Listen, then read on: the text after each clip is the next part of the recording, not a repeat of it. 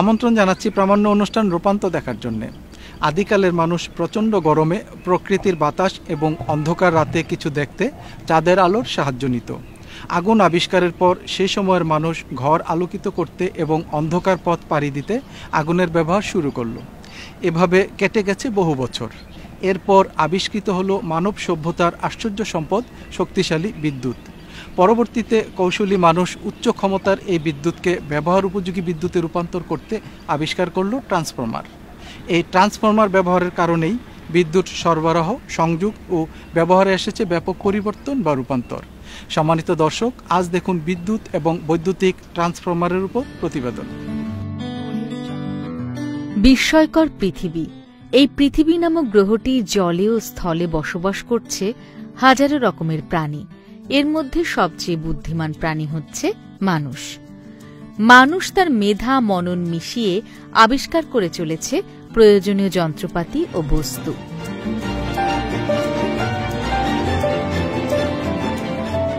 এর মধ্যে বিদ্যুৎ অন্যতম।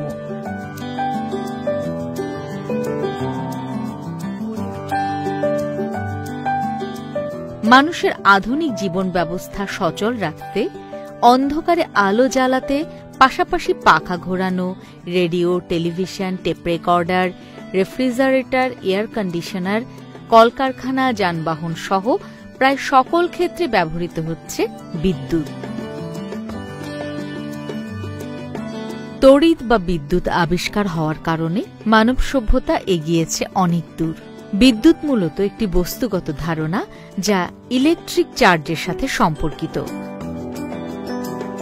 মানুষের শরীরেও রয়েছে বিদ্যুৎ। প্রতিটি মানুষ তার শরীরে 10⁻28 এর চেয়েও বেশি প্রোটন ও প্রায় সমসংখ্যক ইলেকট্রন বহন করে চলেছে। এই ইলেকট্রন প্রোটনের মৌলিক ধর্ম হচ্ছে আধান বা চার্জ।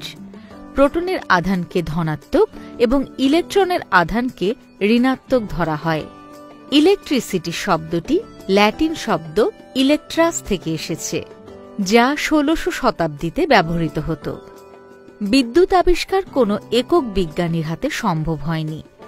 এক একজন বিজ্ঞানী এক এক ধাপে গবেষণা করে অগ্রসর হয়েছেন। বিজ্ঞানী থেলসকে আগের যুগের একজন বিদ্যুৎ গবেষক বলা হতো। বহুকাল আগেই বিদ্যুতের বৈশিষ্ট্য বা জ্ঞান মানুষকে আশ্চর্যান্বিত করে তুলেছে। 1752 সালে বিজ্ঞানী বেঞ্জামিন ফ্রাঙ্কলিন বিদ্যুতের উপর জ্ঞানমূলক গবেষণা শুরু করেন। 1791 সালে বিজ্ঞানী লুইজি গ্যালভিন বায়ো ইলেকট্রিসিটি সম্পর্কে তার গবেষণা প্রকাশ করেন। 1794 সালে আলসান্দ্রো ভোল্টা সর্বপ্রথম তড়িৎ কোষ আবিষ্কার করেন। তাই এই কোষকে ভোল্টার কোষ বলা হয়।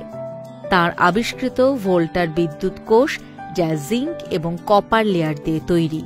এই ভোল্টার বিদ্যুৎ কোষই বিজ্ঞানীদের এ বিষয়ে গবেষণা করতে উৎসাহিত করে। তার আবিষ্কৃত সরল তড়িৎ কোষে রাসায়নিক উপাদান ব্যবহার করে তড়িৎ শক্তিতে রূপান্তর করে চলতড়িৎ উৎপন্ন করা সম্ভব হয়েছে। তারপর 1821 সালে মাইকেল ফ্যারাডে বৈদ্যুতিক মোটর আবিষ্কার করলেন। 1827 সালে বিজ্ঞানী জর্জ ওহম গাণিতিক ইলেকট্রিক সার্কিট বিশ্লেষণ করলেন। তারপর বিজ্ঞানী কার্ক ম্যাক্সওয়েলও এর সাহায্যে বৈদ্যুতিক চুম্বকীয় তত্ত্বগুলো বিশ্লেষণ করলেন। 1831 সালে বিজ্ঞানী মাইকেল ফ্যারাডে এবং জোসেফ হেনরি আলাদাভাবে ট্রান্সফরমার আবিষ্কার করেন। এরপর থেকে বিদ্যুতের স্বাভাবিক ব্যবহার শুরু হয়। বিদ্যুৎ আবিষ্কারের 70 বছর পর ঢাকার রাস্তায় 1901 সালের 7 ডিসেম্বর প্রথম বিদ্যুতের বাতি জ্বলে ওঠে। ইহা উপমহাদেশে বিদ্যুতের উৎপাদন শুরু হয় নবাব আহসানুল্লাহ সাহেবের আহসান মঞ্জিলে 1901 খ্রিস্টাব্দে। পরবর্তীতে 1933 সালে 6 মেগাওয়াট বিদ্যুৎ উৎপাদনের মাধ্যমে এদেশে বিদ্যুতের অভিযাত্রা শুরু হয়। তার পরবর্তীতে দেশ বিভাগের প্রাক্কালে 1947 সালে 21 মেগাওয়াট বিদ্যুৎ উৎপাদন হয়। তারপর 1959 সালে তৎকালীন পূর্ব বাংলার ইপি অবদা নামে একটি প্রতিষ্ঠান গড়ে ওঠে, যেখানে পাওয়ার এবং ওয়াটার দুইটি প্রতিষ্ঠান মিলে ইপি অবদা গঠন হয়। 1960 সালে 88 মেগাওয়াট বিদ্যুৎ গড়ে ওঠে, যেখানে কাপ্তাই জলবিদ্যুৎ কেন্দ্রের 40 মেগাওয়াট করে দুইটি ইউনিটে 80 মেগাওয়াট সহ টোটাল 88 মেগাওয়াট বিদ্যুৎ এই দেশে সঞ্চালিত হতে থাকে। 1972 সালে সদ্য স্বাধীন বাংলাদেশে বিদ্যুৎ উৎপাদনের সক্ষমতা ছিল 500 মেগাওয়াট। 1975 সালে তা বেড়ে দাঁড়ায় 666 মেগাওয়াটে। 1995 সালে বিদ্যুতের উৎপাদন ক্ষমতা ছিল 2828 মেগাওয়াট। অতঃপর প্রজাতন্ত্রী বাংলাদেশ সরকারের প্রধানমন্ত্রী হিসেবে যখন মাননীয় প্রধানমন্ত্রী শেখ হাসিনা আসেন, তৎপর সেটাকে তিনি 4300 মেগাওয়াটে উপনীত করে 2001 সালে। তার পরবর্তীতে আবারও যখন বিএনপি এবং 4 দলীয় সরকার ক্ষমতায় আসে, তখন সেই বিদ্যুতের সক্ষমতা আবারও কমে যায়, সেটা আবার চলে আসে 3200 মেগাওয়াটে। আবারও মাননীয় প্রধানমন্ত্রী যখন 2009 সালে ক্ষমতায় আসে, অতঃপর শুরু হয় বিদ্যুৎ উৎপাদনের এক স্বর্ণযুগ। তখন দেখা যায় যেখানে ছিল 3200 মেগাওয়াট ক্ষমতা উৎপাদন ক্ষমতা, সেখানে মাননীয় প্রধানমন্ত্রীর ভিশন মিশন বাস্তবায়নের লক্ষ্যে তাতে দেখা যায় আজ 2021 সাল নাগাদ বাংলাদেশ 24,000 মেগাওয়াটেরও অধিক বিদ্যুৎ উৎপাদন করতে সক্ষম হয়েছে। এই ক্ষেত্রে দেখা যাবে যে আমাদের 650% বিদ্যুতের উৎপাদন বাড়িয়েছেন আমাদের মাননীয় প্রধানমন্ত্রীর সাহসী এবং কল্যাণমুখী পদক্ষেপ নেওয়ার কারণে। ট্রান্সফরমার হচ্ছে একটি ইলেকট্রিক্যাল ডিভাইস যা বৈদ্যুতিক শক্তিকে একটি সার্কিট হতে অন্য সার্কিটে পাঠায় ইলেকট্রোম্যাগনেটিক ইন্ডাকশন প্রক্রিয়ার মাধ্যমে। এটা মূলত সার্কিটের ভোল্টেজ বাড়াতে বা কমাতে ব্যবহার করা হয় প্রয়োজন অনুযায়ী। ট্রান্সফরমার ফ্যারাডের সূত্র অনুসারে কাজ করে। ভোল্টেজের পরিমাণ ফ্লাস্ক পরিবর্তন হারের সাথে সমানুপাতিক। ট্রান্সফরমারে কোনো মুভিং ডিভাইস থাকে না, এটি সলিড টেস্ট ডিভাইস। অনেক উঁচুতে বড় বড় পিলারে যে বৈদ্যুতিক তারগুলো দেখা যায়, সেগুলোতে 33,000 ভোল্টের বিদ্যুৎ প্রবাহ চলে। সেখান থেকে মানুষের দৈনন্দিন জীবনে ও কারখানা সহ বিভিন্ন মাধ্যমে ব্যবহার উপযোগী বিদ্যুৎ পাওয়ার জন্য 33,000 ভোল্ট থেকে নামিয়ে 11,415 বা 250 বা 240 ভোল্টে রূপান্তর করা হয়। যেই যন্ত্রটির সাহায্যে ভোল্টেজ কমানো বাড়ানো হয় তার নাম ট্রান্সফরমার। বাংলাদেশের ডিস্ট্রিবিউশন সিস্টেম এবং পাওয়ার সিস্টেমে বৈদ্যুতিক ট্রান্সফরমার একটা গুরুত্বপূর্ণ ইকুইপমেন্টস। বিদ্যুৎ ট্রান্সমিশন এবং ডিস্ট্রিবিউশন ট্রান্সফরমার ছাড়া সম্ভব না। আমাদের দেশে ডিস্ট্রিবিউশন ট্রান্সফরমারের বেশ কিছু কোম্পানি আছে। ডিস্ট্রিবিউশন ট্রান্সফরমার বাংলাদেশের প্রায় 80% ফিল্ডের ক্যাপাসিটি পূরণ করার মতো ম্যানুফ্যাকচারিং কোম্পানি বাংলাদেশে আছে। কিন্তু পাওয়ার ট্রান্সফরমারের ক্ষেত্রে যেহেতু অনেক বেশি ক্ষমতা এবং বড় সাইজ, এই ক্ষেত্রে ট্রান্সফরমার গুটি কয়েক কোম্পানি আছে যারা পাওয়ার ট্রান্সফরমার তৈরি করে। এই ট্রান্সফরমার শিল্পের ভবিষ্যৎ খুবই উজ্জ্বল, কারণ বাংলাদেশে আপনারা জানেন যে অ্যাভারেজে 10% ইলেকট্রিসিটি ইনক্রিজ করে রেট অফ গ্রোথ। সেই রেসপেক্টে প্রতি বছরই প্রচুর লাইন কনস্ট্রাকশন হয়, নতুন নতুন সেখানে ট্রান্সফরমার প্রয়োজন হয় এবং একটা ট্রান্সফরমার 10 বছর 5 বছর বা বিভিন্ন কারণে ঝড় বৃষ্টি সাইক্লোন বিভিন্ন কারণে নষ্ট হয়, তখন চেঞ্জ করতে হয়।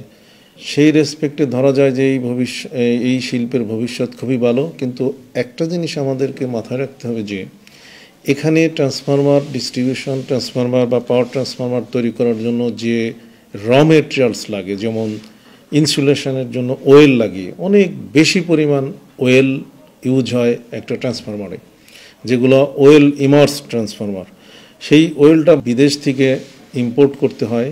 সেই ক্ষেত্রে যদি ডিউটি ট্যাক্স কমানো যায়, কস্টিং কম পড়বে, ম্যানুফ্যাকচারিং কস্ট কম পড়বে, এবং ট্রান্সফরমারের যে আরও র ম্যাটেরিয়াল যেমন কোর, বিভিন্ন রকম শিট, তারপরে আদার্স যে সমস্ত ম্যাটেরিয়ালস লাগে তার ম্যাক্সিমামই বিদেশ থেকে আমদানি করতে হয়।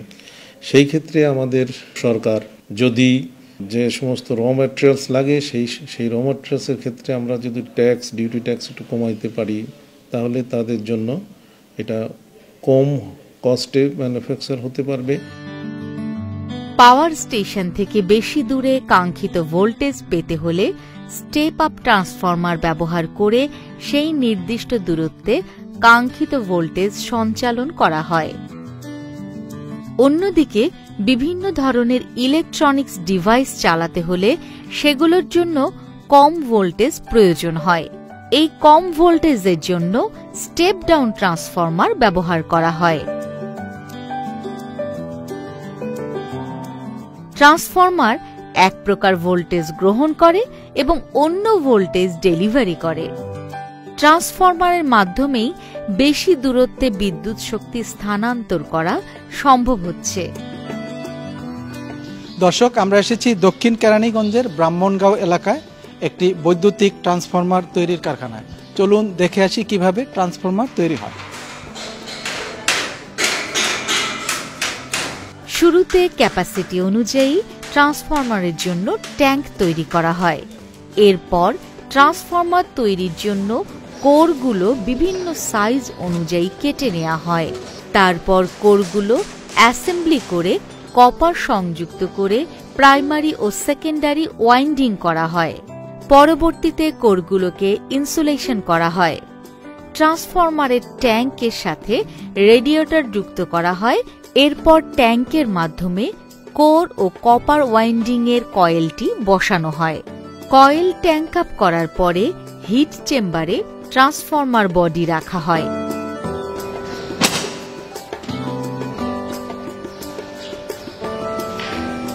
তারপর ট্যাঙ্কের সাথে কনজারভেটর সংযুক্ত করা হয় তেলের পরিমাণ দেখার জন্য। কনজারভেটরের সাথে পরিমাপক যন্ত্র এবং ব্রিদার সংযুক্ত করা হয়। এরপর বুকলস রিলে সংযোগ দেয়া হয়। হিট চেম্বার থেকে বের করার পরে কনজারভেটর ও এইচটি এবং এলটি বুশিং সংযুক্ত করা হয়। এরপর টেস্টিংগুলো সম্পন্ন করে ট্রান্সফরমার তৈরির প্রক্রিয়াটি সম্পন্ন করা হয়।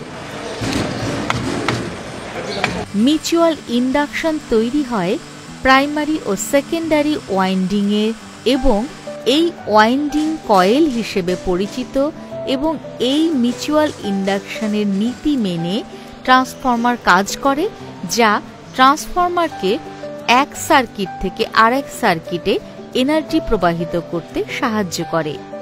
অতি প্রয়োজনীয় এই ট্রান্সফরমারগুলো কিছুদিন আগেও অনেক উচ্চ মূল্যে বিদেশ থেকে এনে আমাদের দেশের কলকারখানা সহ পাড়া মহল্লা ও বিভিন্ন প্রজেক্টে বিদ্যুৎ সংযোগের নানা স্থানে লোড অনুযায়ী ব্যবহার করা হতো।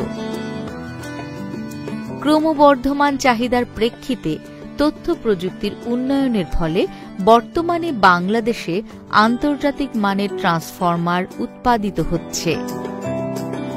দীর্ঘদিন এই লাইনে ছিলাম, পরে চিন্তা করলাম একটা ট্রান্সফার কোম্পানি করি। চিন্তা ভাবনাই ছিল যে একটা পাবলিক রিলেটিভ যেন দেশের উপকার হয়, এই অনুযায়ী ট্রান্সফার কোম্পানি করা উদ্দেশ্য, কর্মসংস্থানের ব্যবস্থা করার জন্য।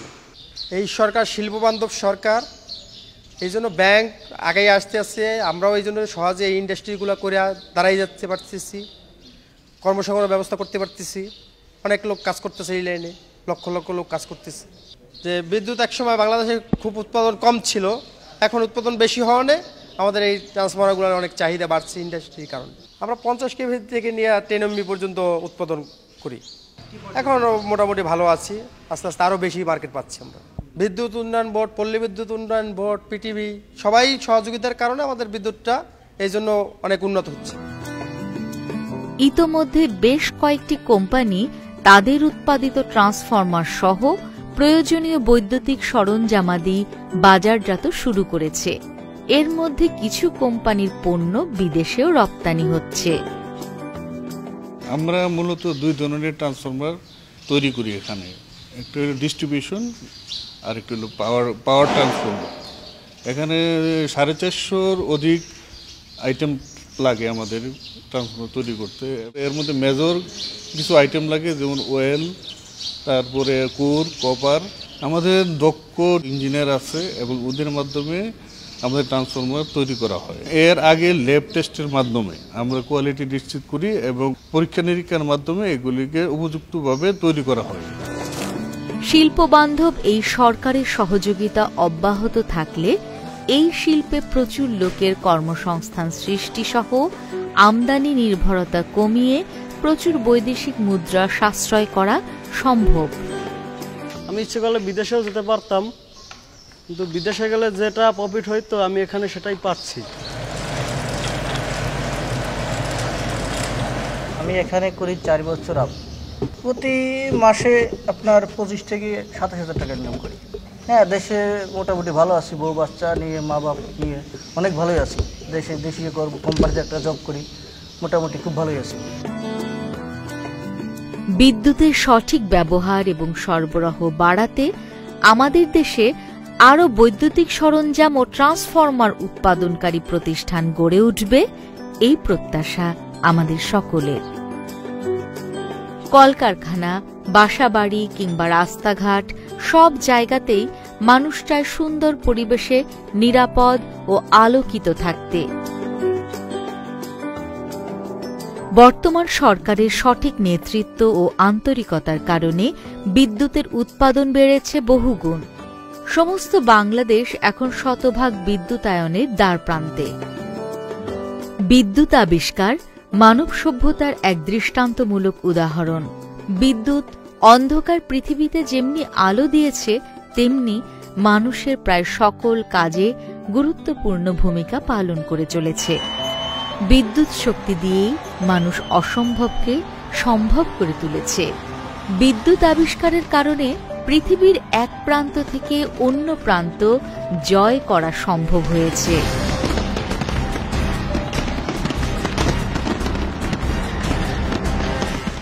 দর্শক, বিদ্যুৎ এবং বৈদ্যুতিক ট্রান্সফরমারের উপর সামান্য কিছু তথ্য এই অল্প সময়ের মধ্যে আপনাদের সামনে তুলে ধরার চেষ্টা করেছি মাত্র। আগামী পর্বে জীবন ঘনিষ্ঠ আরও কিছু বিষয় উপস্থাপনের প্রত্যাশা রইল। আর অনুষ্ঠান সংক্রান্ত মতামত জানাতে আমাদের কাছে চিঠি লিখুন। আমাদের কাছে চিঠি লিখার ঠিকানা প্রযোজক রূপান্তর, কক্ষ নম্বর 224, বাংলাদেশ টেলিভিশন ভবন, রামপুরা, ঢাকা। আপনারা ইচ্ছে করলে ইমেলেও আমাদেরকে আপনাদের মতামত জানাতে পারেন। আমাদের ইমেল অ্যাড্রেস হচ্ছে btvrupantor@gmail.com। আগামী রূপান্তর অনুষ্ঠানে রূপান্তরিত নতুন কিছু বিষয় দেখার আমন্ত্রণ রইল। সবাই ভালো থাকুন, সুস্থ থাকুন এবং নিরাপদে থাকুন। আল্লাহ হাফেজ।